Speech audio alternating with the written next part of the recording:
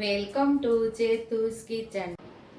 આજે આપણે બનાવીશું ખાટી કેરીનું ઇન્સ્ટન્ટ અથાણું, એટલે કે જે નાની ખાખડી કેરી આવે છે, નાની મોટી જે ખાટી કેરી આવે છે એનું ઇન્સ્ટન્ટ આપણે અથાણું બનાવીએ છીએ, જેને આપણે મીઠું રાખીને રાખવી પણ ન પડે અને તરત જ અથાણું ખાઈ શકીએ. એટલે આપણે બે રીતે આપણે આ અથાણું તૈયાર કરશું. તો અહીંયા આપણે બે રીતે સુધારેલી છે કેરીને. અહીંયા આપણે નાની નાની કટકી કરેલી છે અને અહીંયા આપણે લાંબી લાંબી ચીરું કરેલી છે.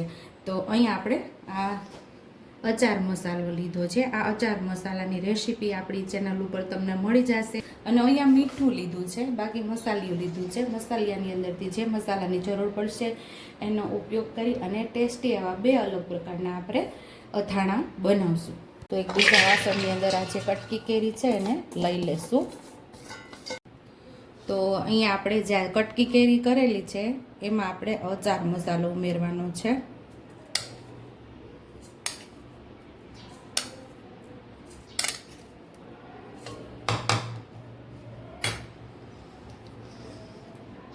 અચાર મસાલાની અંદર પણ મીઠું ઉમેરેલું જ છે.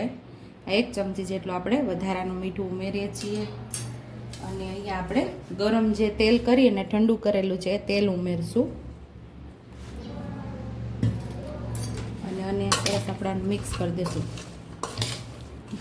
અચાર મસાલાની જરૂર પડશે તો પાછો આપણે ઉપરથી ઉમેરશું, જોઈએ એ પ્રમાણે ઉમેરવાનું. ટોટલ આ 200 ગ્રામ જેટલો આપણો આ મસાલો હતો, એની અંદરથી આપણે 100 ગ્રામ જેટલો અહીંયા ઉમેરી દીધો છે. અડધો અડધ આપણે 200 ગ્રામ હતો એમાંથી 100 ગ્રામ મેળવેલો છે, એટલે આપણે મિક્સ કરી દઈશું આમાં.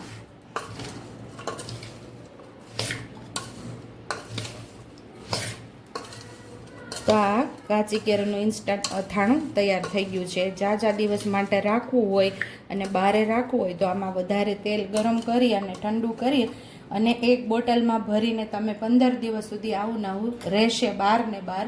અને તમારે સ્ટોર કરવું હોય તો આ 6 મહિના સુધી ફ્રીજની અંદર તમે આની અંદર તેલ ઉમેરી ડૂબાડૂબ તેલની અંદર આ અથાણું રાખી શકો છો તમે. અને આપણે સાઈડ ઉપર રાખી દઈએ. હવે બીજું આપણું અથાણું તૈયાર કરવામાં આપણે આ લાલ મરચું પાવડરનો ઉપયોગ કરીશું.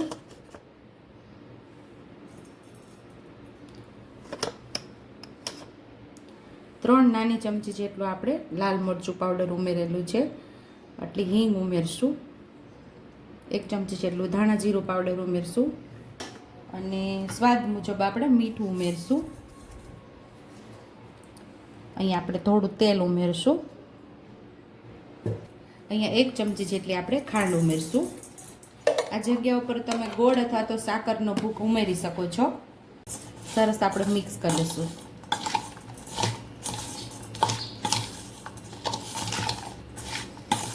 સુધારતા તો બધાને આવડતી જ હોય, કઈ રીતે સુધારવી એ તમને મેં કહી દીધું. આ લાંબી લાંબી ચીરુમાં સુધારેલી છે, ઓલી કટકી કરેલી છે, બે રીતે. એટલે મેં સુધારવાનું બતાવેલું નથી, કારણ કે આટલી બધી હું સુધારીને તમને બતાવું તો વિડીયો બહુ લાંબો થઈ જાય. એટલા માટે મેં બે કેરીને અલગ અલગ સુધારેલી છે, એટલે મેં બતાવેલી એવી રીતે.